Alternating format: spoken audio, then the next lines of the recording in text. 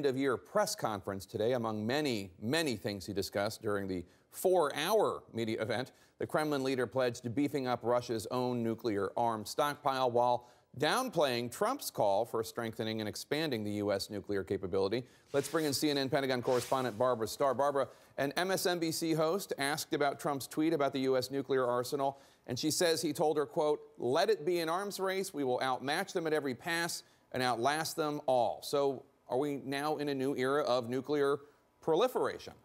Well, you know, Jake, call it proliferation, call it an arms race, call it what you will. Suddenly there are questions around the world about what Donald Trump plans to do with America's nuclear arsenal.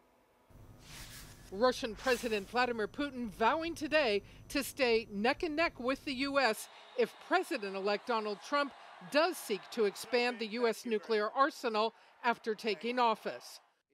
If someone accelerates and speeds up the arms race, it will not be us.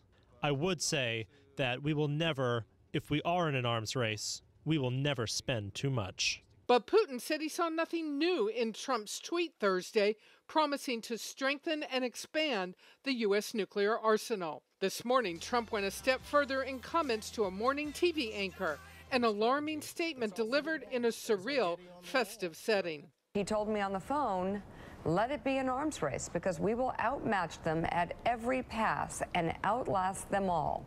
A Trump spokesman later suggesting the president-elect wasn't necessarily talking about Russia alone. There are countries around the globe right now that are talking about increasing their nuclear capacity.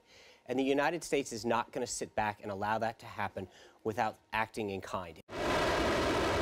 Concern now that a new global nuclear arms race could quickly emerge. If the U.S. and Russia, who each have about 5,000 weapons in their active stockpile, say they need more weapons, well, how about China, who has about 200, 250? Do they need more? What about India? What about Pakistan? As a candidate, Trump struggled to speak precisely about nuclear weapons. But if you say to Japan, yes, it's fine, you get nuclear weapons, South Korea, you as well, and Saudi Arabia says we want them too. Can I be honest with you? It's going to happen anyway. It's going to happen anyway. And while Trump has talked about the need to modernize the nuclear force, he has not offered specific plans. Of the three legs of the triad, though, do you have a priority? Because I want to go to Senator Rubio after that and ask him. I think to me, nuclear is just the power, the devastation is very important to me. So why might Vladimir Putin be writing these nice letters to Donald Trump saying that he's not too worried about all this? What does Putin really want is worth thinking about. And what Vladimir Putin wants is those Russian sanctions to be lifted. Oil prices are down. He needs American dollars back into his economy. That's what most of the experts are telling us. Jake? All right, Barbara Starr at the Pentagon for us.